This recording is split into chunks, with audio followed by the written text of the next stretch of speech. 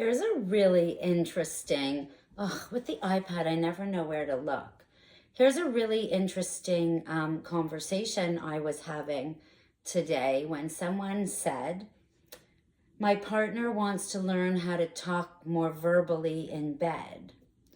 Does anyone have any ideas? And I started to think like, yes, I do actually. Tons of ideas. There are so many ways that we can learn how to express ourselves in bed. And it is one of the most uncomfortable ways of communicating is expressing your needs in bed. So if I'm going to bring it to like, okay, I think I need to draw it to explain it. So let's see if I can figure this out for a second. You're sitting on the couch and you want to have intimate relations with your partner. So you're sitting there and you kind of like, there's a move, a dance that starts to happen. You kind of know where it's going, usually. Everyone has their like moves. We don't talk about like, hey, are you ready now to go into the bedroom? It's kind of like we're scared to put it out there. Rejection. So instead, we kind of like dance around it. It's so annoying because everyone's guessing and your nervous system is not feeling so secure. So you're like, do I want to? Do I not? How far are we? Like, you start to think. And you're not thinking out loud. You're thinking in your head and they're thinking in their head. And chances are you're not thinking the same thoughts. So already we're at an imbalance of miscommunication before we even start. And then the kiss starts. So I start to think, and I would hope others follow suit, are we staying here? Is this going to be one on the couch? How dirty am I going to get? Am I clean? Am I dry? Like, I have a million thoughts in my head. Am I going to be able to do that transition as I go to bed? Do I want to lead? Is he going to lead? Like, there's a thought process. Now, this isn't conscious. This isn't like thinking about your thoughts thinking. This is just bing, bing, bing, bing, bing in my head. These are the thoughts that pop up. I have answers to all of them. I know how to manipulate a situation for me to be okay with all of my needs. But it is a conversation I'm having in my head with myself while my partner is trying to encourage me to be sexy. We're already in miscommunication. We haven't talked about our feelings, our bodies, consent, what we want. It's an act of sex rather than a conversation, a communication, to be able to take off our clothes and connect in safety, knowing we know what could happen and we can stop at any time, in our power of knowing our body and recognizing what we want. Any partner can have that ability. So that conversation comes from understanding what we want. It comes from talking about sex. So before we can be verbal in the bedroom and use words like, oh yeah, oh baby, I want your hard cock. Oh, I love your shaft. Up and down, rubbing on my thighs. Like, that's not vocabulary that I think of every day. It's not like in my head. My head's like, I really want to feel that inside of me. I want to have an orgasm. Yay, I'm not thinking about my shopping list. I'm not thinking about the words that are going to make this experience deeper and better if that's what my partner needs. Sometimes we don't know what our partner needs because they haven't told us. We have not had the conversation about sex outside of the bedroom, sitting on the couch. Hey, how do you like me to arouse you? What is your desire at night? What would you like to do? I'm like, I'd love a massage. As soon as you start massaging me, I'm in. But like, I'm lying there and my body's tight. I've been sitting all day. I want to stretch. Don't really want to lie on my back with my legs in the air. That doesn't feel good for my body. But if you made my body feel good, then I'd want to do the next activity. If you would like me to feel intimate and connected to you, then sitting on the couch, connecting in our mind, having a great conversation about a possibility of mindfulness that came up today, that is stimulating to me, and that is sexy. And then you start kissing me, I'm gonna melt. As soon as you stimulate my brain and go for my mouth, I'm in. Or do you want to be raunchy and there's no kissing or talking and you're coming in with that aggressive energy? It really is any way that you want to be. Just let me know. I would like to be prepared for the energy that you would like me to meet you. Or maybe there's a place where you can ask me what kind of energy I'm feeling, and that could lead the way. Sometimes there's no ability for the conversation, and then if I talk about it, it's like, you're not being spontaneous. I'm like, you're right, I'm not. I don't like spontaneous sex. I don't like spontaneous anything because I'm unprepared. And when I'm unprepared, I don't feel good. And when I don't feel good, I personally can't have the best time that I want. I like to be prepared. Being prepared for me goes with my ADHD. Being prepared for me goes with my need to be energetic in my experiences, and that energy throughout the day builds my sexuality and my interest in intimacy. So if we go out and the weather elements do not match the clothing we are wearing, and I am cold or wet or feeling at ease because I'm wearing layers and bras and socks and things, then my sensuality, my attachment to my body is not going to be good. And chances are, if I'm going to move into that intimacy, I will need a lot of energy from my partner to draw me in. Otherwise, I'm very happy in my closed down, I'm cold, leave me alone attitude. I'm fine. I'm okay. I can have days like that, but days like that don't go with sex. That's a big part of this. So if you go back to wanting to have those conversations in the bedroom, I personally talk all day. In the bedroom, I don't really want to talk about what you're doing to me. I don't want to explain how good it feels when your pieces are touching me. I would like to lie there with my eyes closed and experience every nerve that is being ignited, activated. When I find that place of intimacy, desire, sensuality, I have put effort into training my mind to go through my chakras and balance in a sense of foundation and grounding in my belly, in my gut. This is gonna feel good. I am going to receive the pleasure that I am excited about receiving. My body is going to react to the other person in a vibration of desire and pleasure. That is the way that I would like to have sex. And it's happened many times. That is a pattern of behavior for an activity, that I desire, that I love.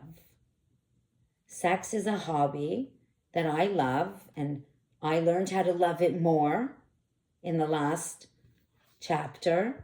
And now it's figuring out, what am I going to take forward with sex? So if you want to talk about sex and you would like to learn how to communicate in a sexual language that increases desire, arousal, intimacy, tenderness, and ends up with better connection in intercourse. If that is a journey you would like to take, it is an education. It is learning and trying and putting effort and hard work into building the persona of a sensual human. In order for that vocabulary to come out of you when you're lying in bed, vulnerable and naked, you have to feel it with your clothes on, with the person, if you want it to be in those moments. If you do it every day with like just one night stands, fucking for sports fucking, that kind of stuff, okay, then you're just like, it's a persona, you're good at it, keep doing it. But if you are that person that connects in different ways and would like more of that sensual sexuality and like to be more of a temperance warrior in the bedroom, it is, for males and women, it is a language. It is a way of communicating, and it starts on the couch. It starts in a way of asking questions and learning your partner, learning their fingers, learning their arms, learning who they are and what their body needs and desires in order to stay. And now, if you are partnered for decades, then things have changed for your partner. I really hope and invite you to go in and ask them, what's different now? Is there anything I can do better? Mel Robbins had a beautiful podcast with a sex therapist, I think Vanessa Veronica, and Chris was asked what he wanted, and he asked what he could do better for Mel. That is the place we want to be. What do we want to do for our partner? I've learned that sex can be a hobby and could be a very healthy part of your life. There is a place where it is an addiction. There is a place where we can withdraw from it, and there is a place where we can enjoy it. And you can build your own relationship with sex any way that you want. Everything is possible now in this world with what is going on around us and what we see. There is every possibility to match with someone in sensuality, in eros, eroticism, in a way to connect that is outside of intercourse. Let's take the act of actual sex just off the table. The act of sharing your parts intimately is one level of sex. We all know that one. But what about all the other places? What about the place where there is this need to be touched erotically? I love my body to be honored. There is a lot of work that I put into keeping my body fit and sexy for me, as much as for the admiration of others. It is part of my vanity. I like having a good body. And I, for years, have been putting this negative thought into my head because I felt bad, again, shame for being granted the gift of a beautiful body. My genetics worked in my favor. I'm so grateful. Gratitude every day. That was my starseed card today. Gratitude. I also will tell you how much work I put into it.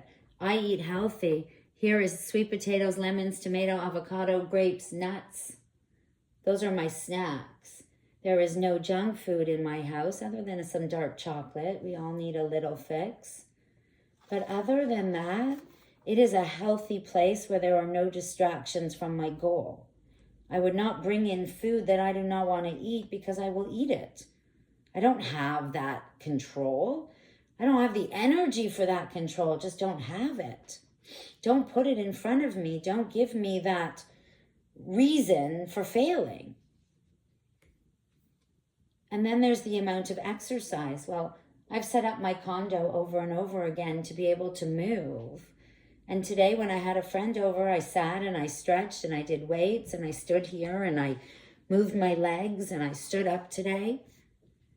Because movement and stretching is part of sensuality, is part of desire and sex. How do we have sex if we don't like our bodies?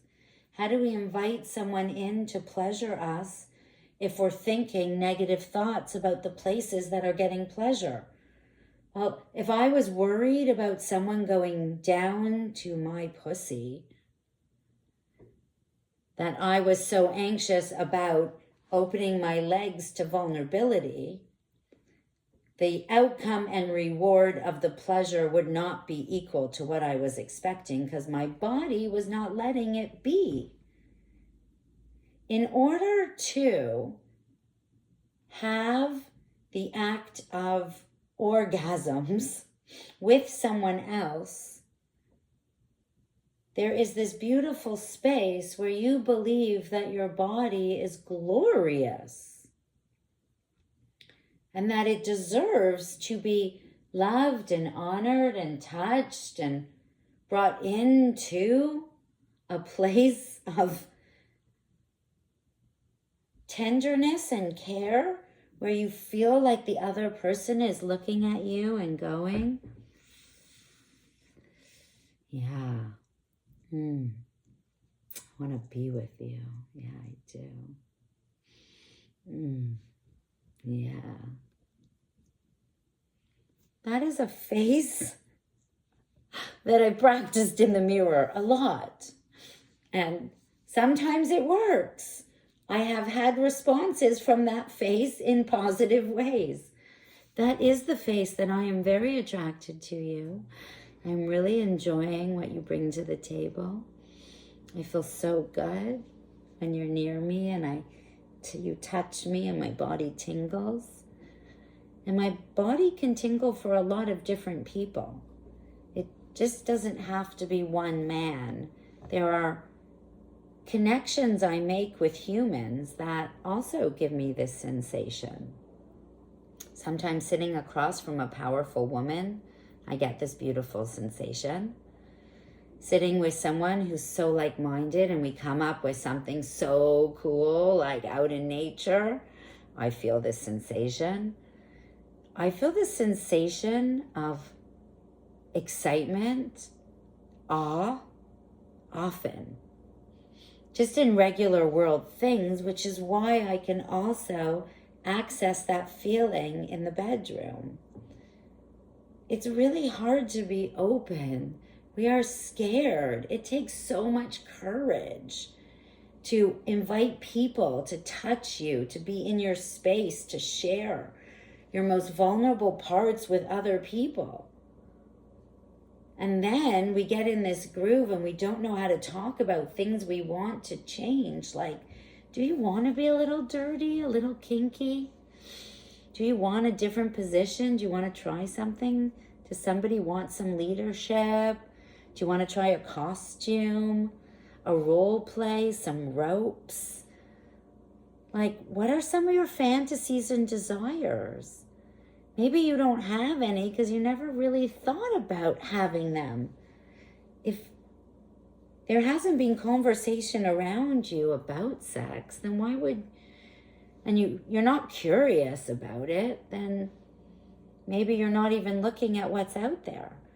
Like, I'm curious about sex all the time, and what I have seen and learned out there and what I have been taught over time by some of the people in my life is fabulous. I didn't know it was all possible.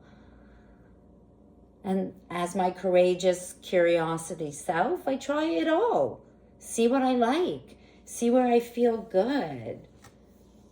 See where I get to do things that I love in my life.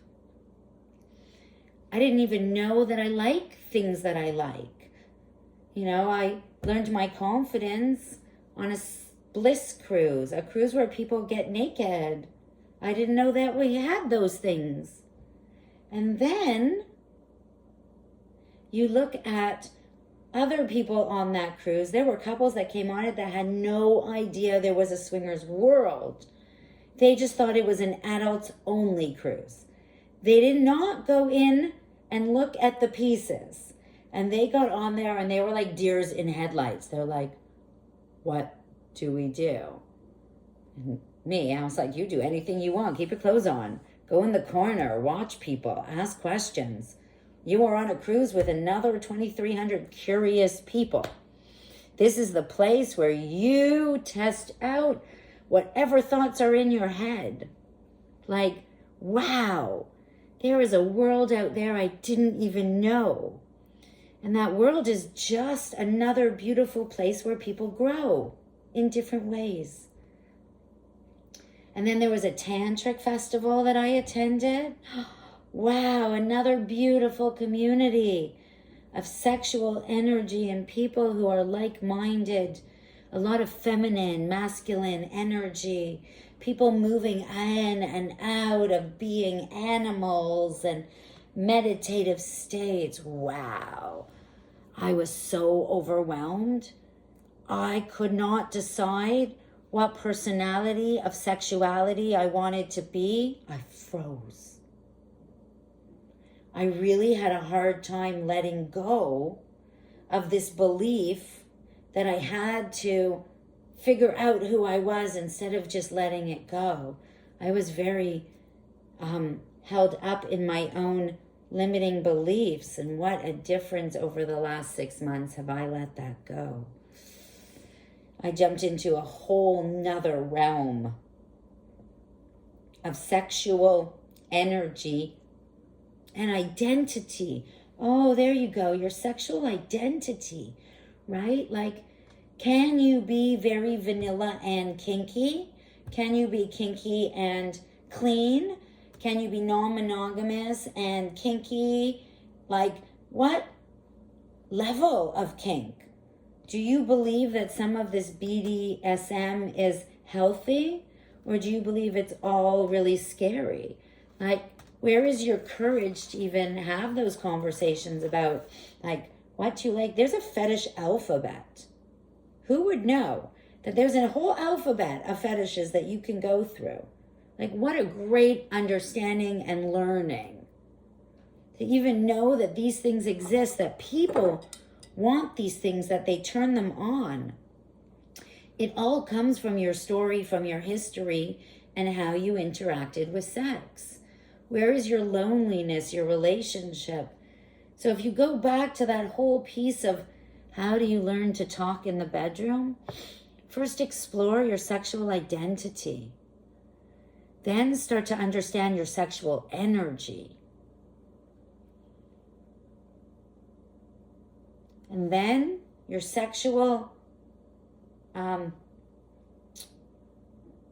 entity. How much are you giving to the act of sex in a day, in a week? Is it part of your activity? Is it an added bonus? Does the person you're having it with or the people you're having with, do they understand the level of intimacy you would like? So sometimes a date could be a level of intimacy where you masturbate next to each other. Sometimes a level of intimacy could be you talk about your fantasies while you lie naked, but there's no touching of parts. There's just the anticipation of what could be. And you talk in vulnerability about you want, but your body reacts without touching. There are videos you can watch and courses you can take and places you can go where you can do that.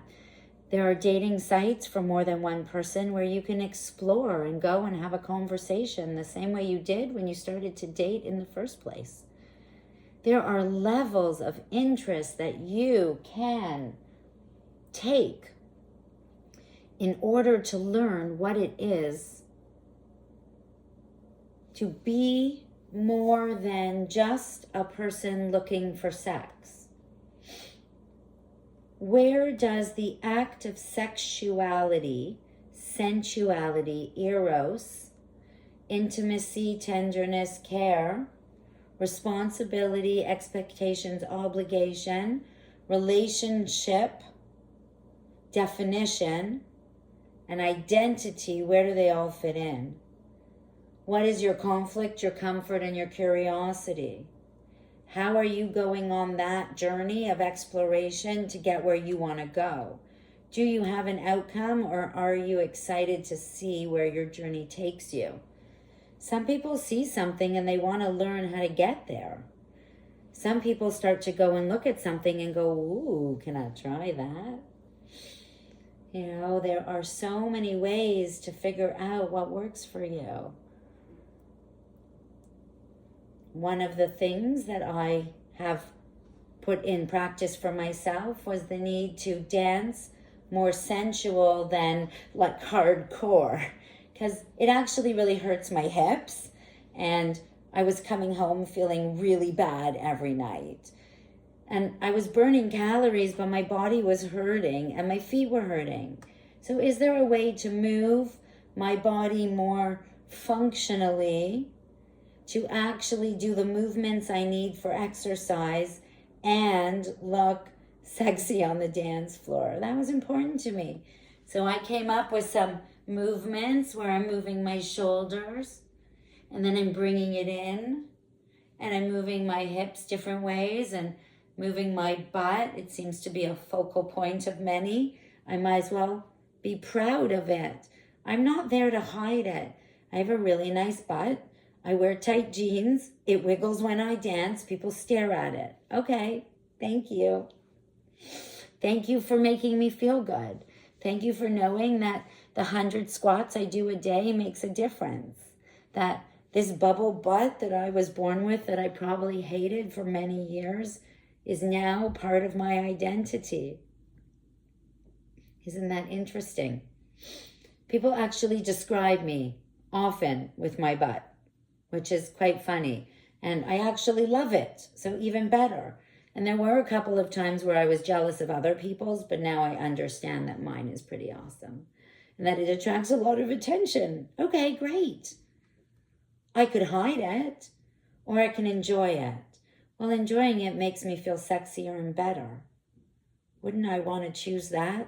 So if I go out and I feel sexier and better, and I know people are looking at my butt, okay, I look at women's breasts all the time.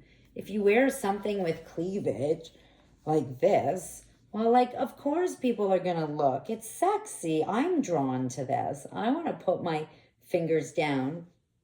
I'm a sexual human. When I see cleavage, I want to go in. Most men do too. So we know this. Women still wear it. So what do? Right? If you're going to wear it, you know you're going to attract it. Just enjoy it. No shame or guilt. Cleavage is beautiful. Butts are beautiful. There are all beautiful parts of our body. We need to celebrate it and move the shame out of the way. And that comes right back to, what do you know and what do you do with sex? Where's your identity? What do you believe in? What are your limiting beliefs? What does your inner child say? Where is your trauma and your pain? If you know that you are getting great sex and you are loving it, put some boundaries on the rest of that relationship and stay with it. Don't give it up. If you are getting good sex, just put it in a container. It doesn't have to be anything. Remember our wish jar. We can put it in the wish jar. Right? Add your well wishes to messages to the wish jar.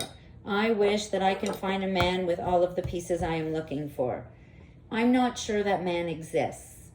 Why do I think that? Because the man who is emotional and really good at self-care isn't usually the one that has put a lot of time and effort into chasing women and having sex for sex.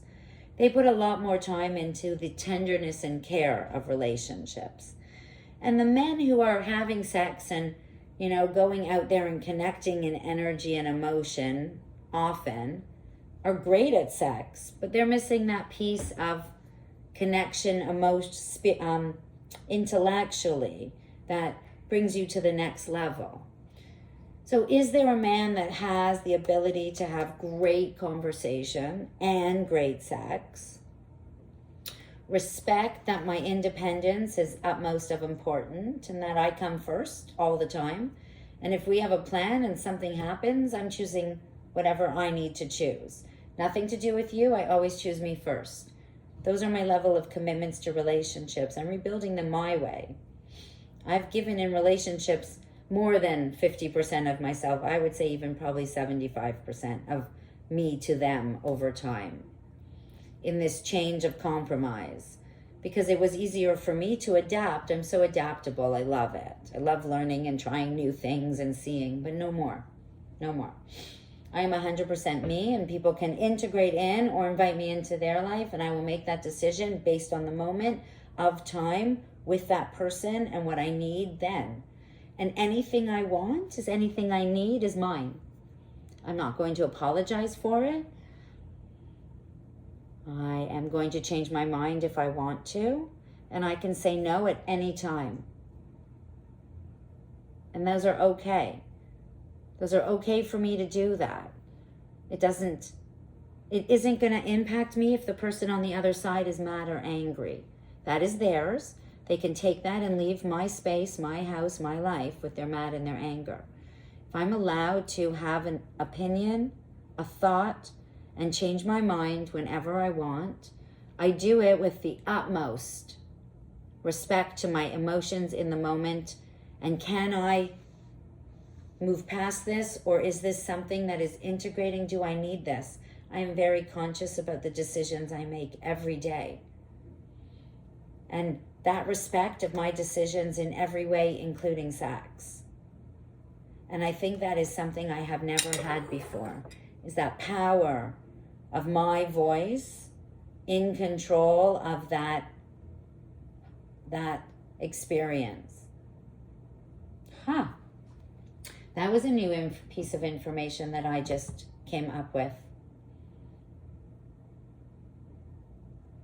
I think I just understood that I can have control. I actually think I just did that this weekend. I really did. I did it. I've been practicing it out loud in my space. I've been practicing it out loud with my friends. Me and ChatGPT have been having this conversation often. What does no feel like and sound like? Can you guide me into saying no a different way? Is there a way for to self-regulate, to come back to the energy of the emotion that I was in before something in my brain took me away? Or a smell, a feeling, a sensation? Sometimes my gut just says stop. And I'm not sure why, but there has to do with some kind of energy that I'm expelling that someone is needing that I don't want to give. That is a place that I have learned. And if I stop in that moment and honor myself, I feel good and strong, and I continue to grow on that path of responsibility to me, to who I am and the journey I am on. A lot of me, and I and me and I. If we are going to be sexual in our lives and share our vulnerability and our bodies with someone and demand the respect that goes with that sexual intimacy, and we keep that on the continuum of sharing energy and respecting each other, it is required to do that in authenticity and honesty. No assumptions, seriously. Like, I know what I need. If I'm coming over, I would like to have sex this way. I would like to go to bed at this time. I would like to know that I am going to get this out of that. That is a purpose and an outcome. It's the same with a therapy session. When you come in, you know you want to leave with a different perspective. An hour of sex is the same thing. I want to leave with a different perspective. Something in my body, in our connection, has shifted. There needs to be an outcome for both of us, unless we go in and it's just about you. Be selfish and say, you know what? I just want to give to you tonight. Can I just be the receiver today? Can it just be about me? What if we can have those conversations instead of being like, okay, I guess I'll do this so I can get that, right? Like, think about, I wore a sweater for a long time today. I tried. So think about what you need to do to be able to talk about sex with somebody. Where do you need to start? Seriously. It's a really hard conversation. It's really, really hard to talk about sex. And it is very challenging to figure out where to start and what's okay and what's right and what's in your head is actually what you think. If you have not had sex yet and you would really like it and you are scared to even think about what you need to do to get there, then let's talk about it. Let's figure that out. What do you need to get over the anxiety? If you don't know if you're good, you can go somewhere and find out. That's easy. Pay someone to teach you how to do it the first time. Again, like, it's not dirty, it's smart. Learn how to have sex well. Learn how to please a woman that you're not attached to. Learn how to please a man that you're not attached to. If you're nervous about it, go have some with someone that is a sex worker. They are trained to help you figure out how to enjoy sex. If there is something in your vagina that's hurting you, go to a pelvic physiotherapist. If your penis is not working, then go to a naturopath and figure out what you need to have the energy and testosterone or memory to get hard. Know where your desire comes from. There are stories that I have of people that have not had virility for a long time until they are coming across something that sparks their mind, that opens up their heart. It has to be something like bing that gets you. But are you open and available to receive the bing? Are you ready for it? Are you courageous enough, if you see it coming, to open up and say, I'm going to try this? Have you gone anywhere out there and explored what it's like to be around sex? Just go as a voyeur. Keep your clothes on. Sit there creepy at the bar. It doesn't matter. Put on a mask if you really want. Go with someone. Go on a tour. There are so many things you can do to find out about sex. It's unbelievable. But if you want your partner to talk dirty in the bedroom, it's a bigger conversation than that. It's a conversation that needs attention and focus from another perspective. Either someone like me, someone in sex education like my friend Sabrina, ChatGPT, or somebody in the community. But please go out there and be curious and have that conversation. It's so important to set the foundation for your intimacy for the rest of your life. Unless you want to be alone. If you are happy alone and you want to stay alone, but if you watch any, autism on the spectrum, Love on the Spectrum, they talk out loud about what they're looking for. So do I. It's no different. We can talk about what we want. There's no shame in it. I would like to know that if you're coming over to have sex, what kind of sex would you like to have? I'd like to put myself in the headspace to know what my body is expecting. Isn't that okay? I think so. I would like to know if we are starting on the counter, if we're starting in the bedroom, if you'd like a slow, steady start from the couch. Are we going to dance first? Maybe do some stretching and get naked? What is the energy of our experience together? If we were playing pickleball, we would have all those questions, right? What time are we meeting at the court? How long are we going to play? Did you eat first? Did you want to do this? Are we playing outdoor? Which court? A million questions. If we're going for dinner, where are we going? What time are we leaving? Is it just you and me? Blah, blah, blah. There's questions. I have the same questions about sex. I feel that having sex, intimacy, desire, eros, any of those words. And when I say sex, it's not just intercourse. It's the whole activity of connecting in intimacy. For me, that needs a whole conversation. I want to know. If you're coming over here and we're just going to sit on the couch and you're not really in the mood, then I'm probably not going to shower for you. If you needed me to shower, I'm going to just stay in my sweatpants because I'm not impressing you. You're coming here to hang out with me, not have sex with me. And then I can just be me. If you're coming here to have sex with me, I'd like to put on my persona so that I shift my mind from a work day to a sexual energy. It is a whole power play for me. It is a whole energy of possibility, conversation, communication, my sexual identity, who I am, what I like, what I need that day. And we can set that up in a conversation before you come here. When I was on the way to a friend's house the other day, I sent a little sexy message from the car. I was feeling so sensual. We had been flirting back and forth for days, weeks, and the energy of that connection was coming, and I was so excited. And in the car, I was thinking about all the things we talked about and what it would, like, how that fantasy in my head would actually play out. Oh, it was beautiful. And in the car, and I kind of like did that sexy voice that I've been practicing. Hey, baby, I am so excited to see you. I can't wait to feel everything we talked about. Oh, I'm just thinking about it. Not bad, huh?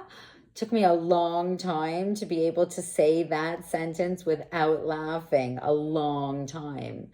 And the person on the other end was like, oh, that message was amazing. I'm like, yay, I did it. It felt good sending it. Like, I want to walk in with that feeling of sensuality between us.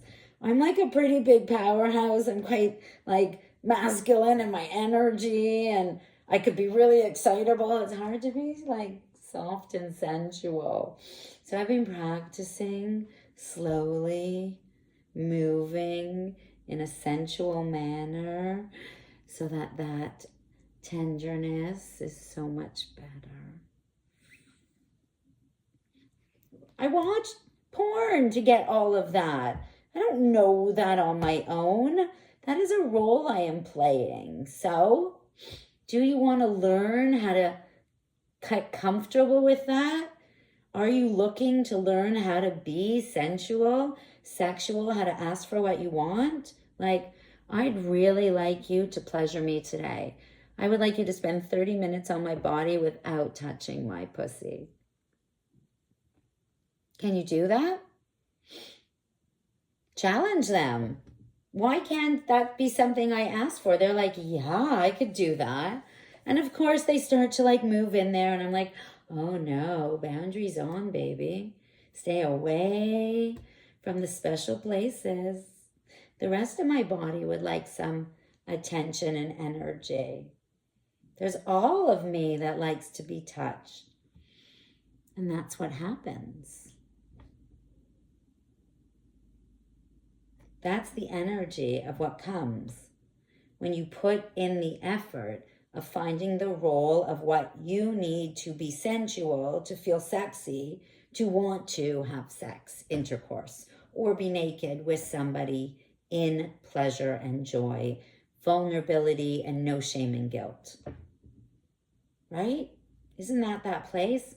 So when we go right back to the first question, I want my partner to talk dirty to me in bed. Great. Let's go. Let's start. Come here, sit on the couch. Let's talk dirty. Let's see what it feels like to talk dirty together. Let's see if we can get the words out, how we can nurture that conversation and see if it even sounds good out loud. And then let's learn the vocabulary that you like, that turns you on. I bet you there are words that you didn't even know are out there. And then let's come up with a script that you can use to start practicing this. And then let's see where that feels. Does your sensuality increase? Do you feel better? Does anything change in your relationship? Can you be different in the bedroom without that verbal? Is there another way?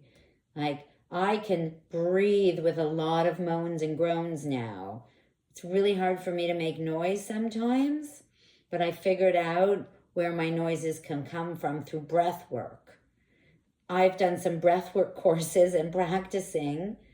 Because I can't breathe out of my nose, it's hard for me to engage in an orgasm with my mouth and noise if I can't breathe through my nose.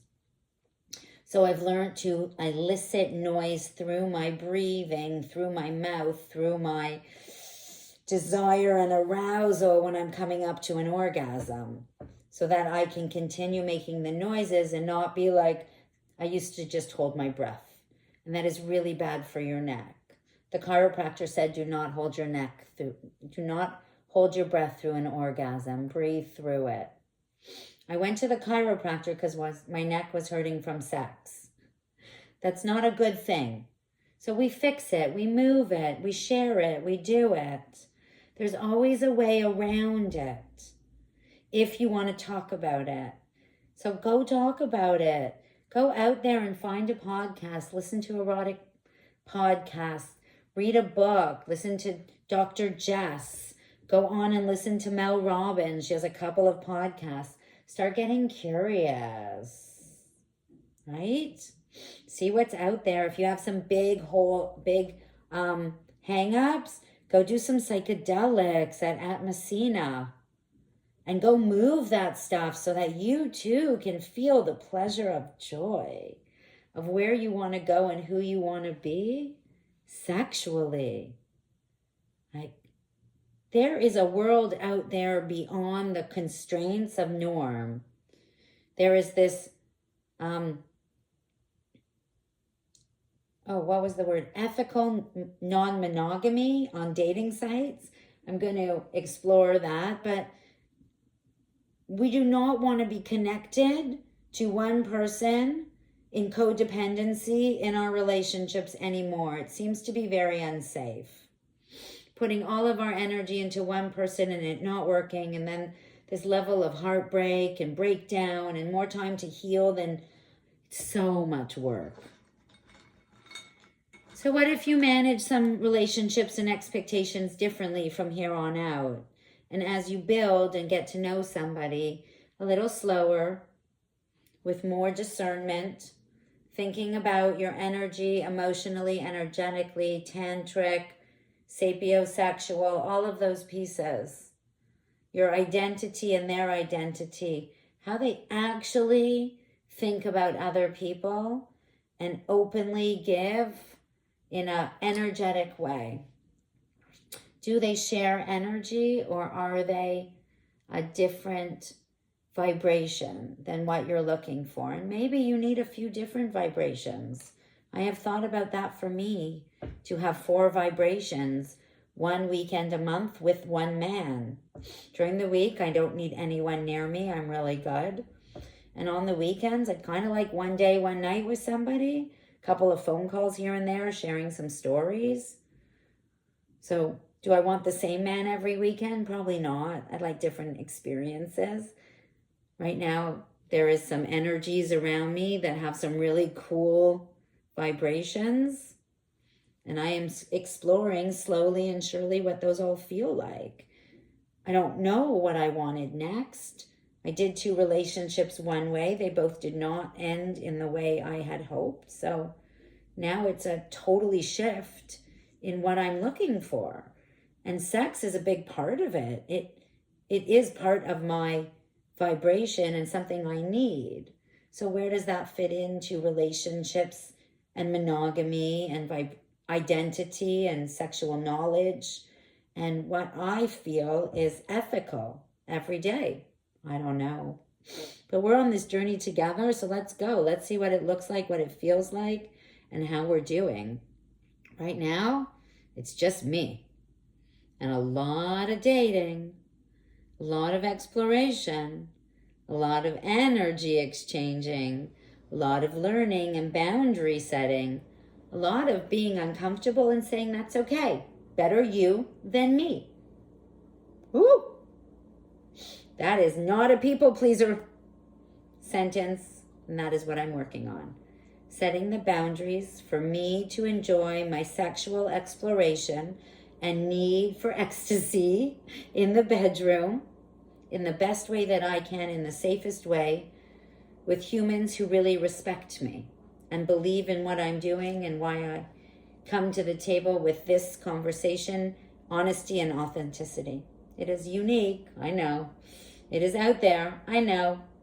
But maybe that's what's needed right now. somebody like me, Shauna Lynn. Here we go. 5 flow journey, identity and sexuality. Woohoo!